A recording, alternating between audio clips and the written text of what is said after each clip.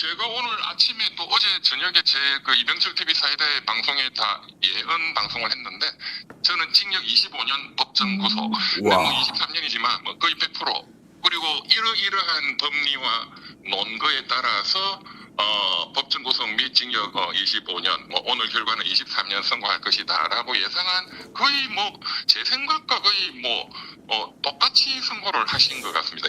자, 이병철 변호사님이 예상했던 것보다 2년이 할인된 23년인데, 네.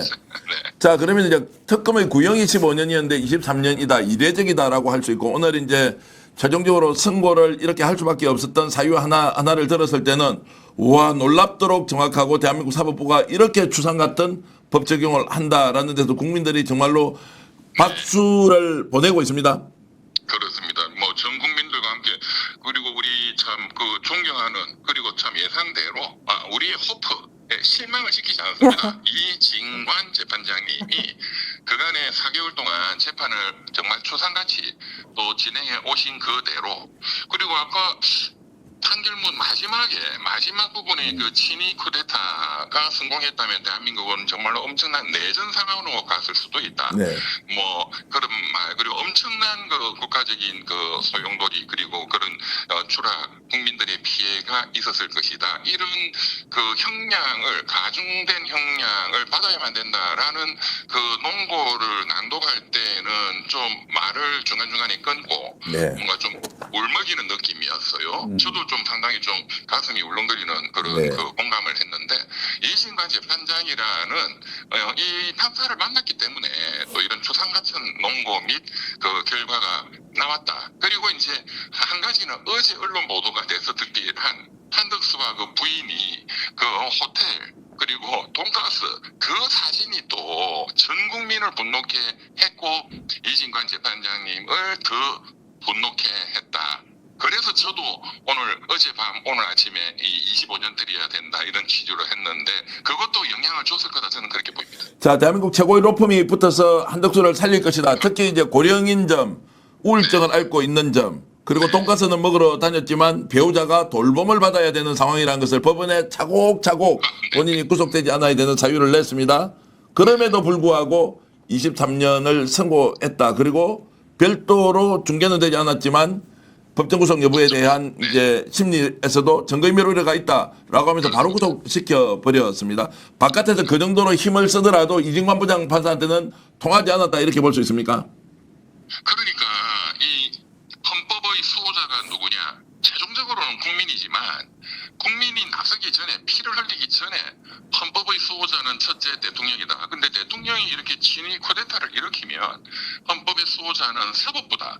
그 사법부라는 게 추상적이지만 1심 법원 판사 한 분이 이렇게 나라를 구하고 수만 명이 피를 흘릴 수도 있는 대참사를 막아낼 수 있고 헌법을 수호하고 민주공화국을 수호할 수 있다라는 것을 정말 보여준 저는 역사적인 날이라고 생각합니다. 자, 그러면 이제 조희대 대법원장이나 지금 사법부 내에서도 내란 동조 세력이 여전히 존재한다라고 하는 데서 이진관 부장 판사는 전혀 개의치 않고 오히려 법과 또 판사의 양심에 따라서 선고했다, 이렇게 우리가 평가할 수 있는 거죠.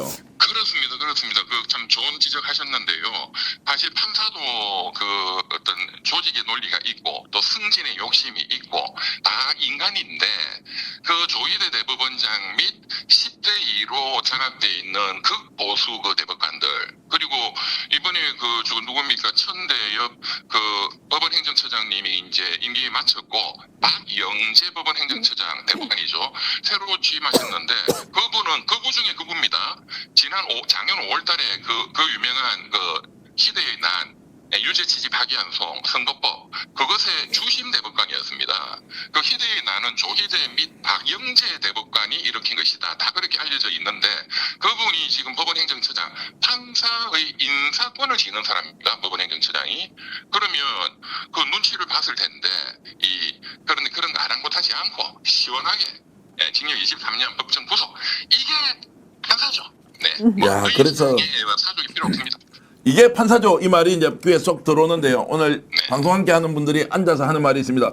이분 알고 보니까 이진관 부장 판사 나보다 나이가 더 어린데, 와, 그렇게 얘기를 농담처럼 하면서 정말로 추상 같은 판사가 대한민국 사법부의 신뢰를 회복하고 있다 이렇게 이제 볼 수 있고요. 무엇보다도 오늘 이제 이 판결은 내란이라고 명확하게 규정해 준 것도 의미가 있지 않습니까? 그게 뭐 엄청나게 그 법리적인 논거에서 제일 사실은 큰 것은 이제 다음 달 2월 19일인가요? 시기현 재판장 내란 우두머리 윤석열 재판에 이 판결이 그야말로 천둥벼락 같은 그 영향을 줄 것이다.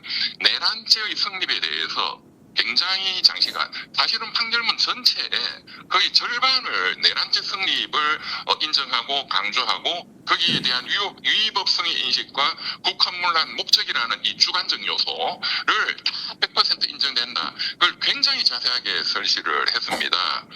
그 점에서 이 판결문에 또 그 어떤 이 사건 전체 내란 수계를 위시한 사건 전체에 미치는 영향력이 매우 클 것이고, 요약한다면은 이제 그 내란죄가 성립하기 위해서는 국헌문란의 목적 그리고 폭동이 있어야 되는데, 그 국헌문란의 목적이라는 건 군경을 투입해서 그 국회와 중앙선관위를 무력화하려고 했다. 그러한 목적이 명백히 인정된다.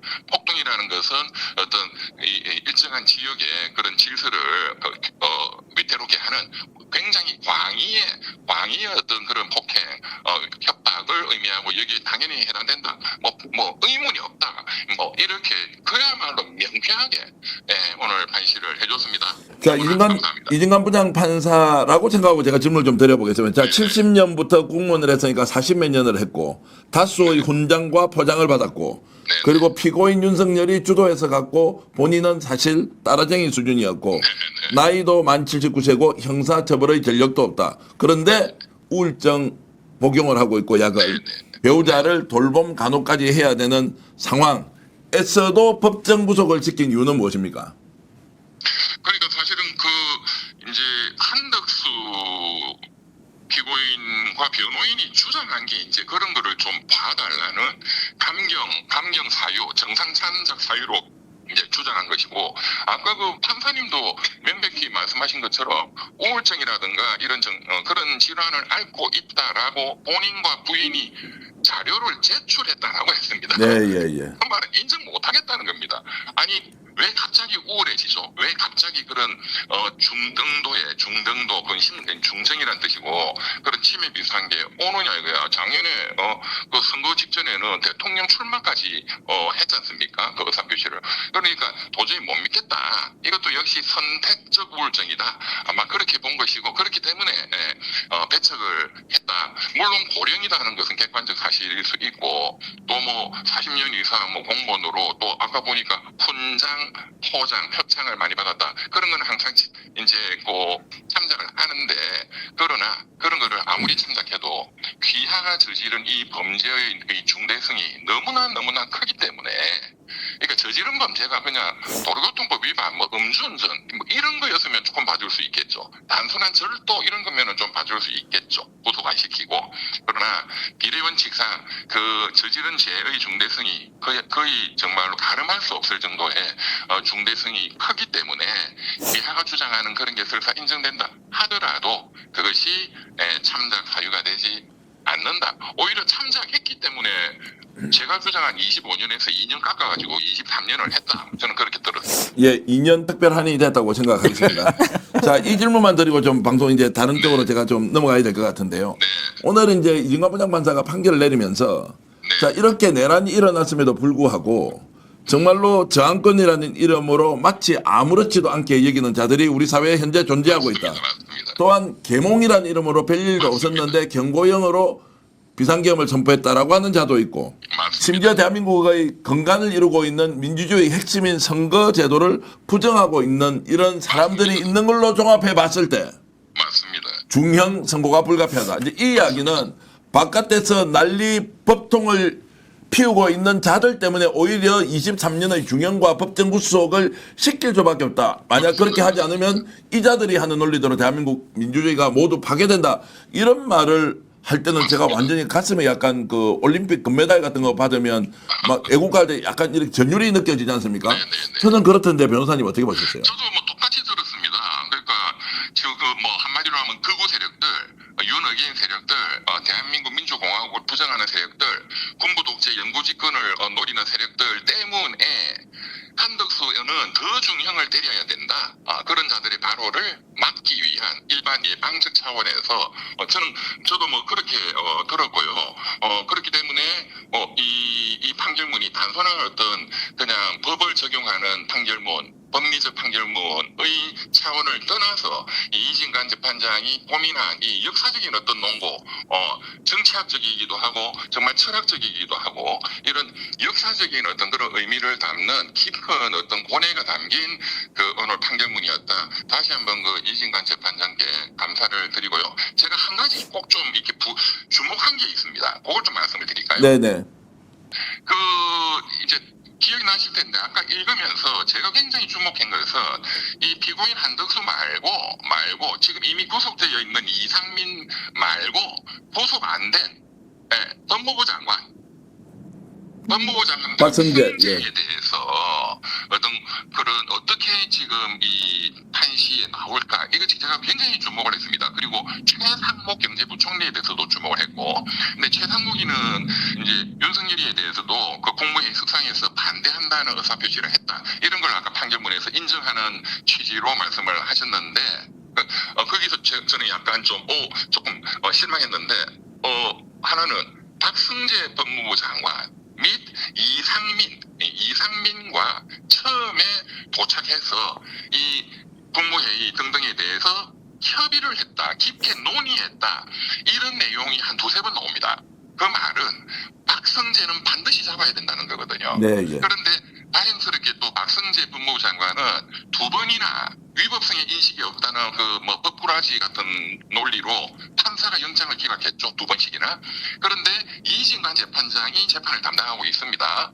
그래서 결론은 박성재 전 법무부 장관 피고인은 선고를 받게 되면 정말로 참담한 가혹한 결과를 받게 될 것이다. 이 점을 좀 강조드리고 싶습니다.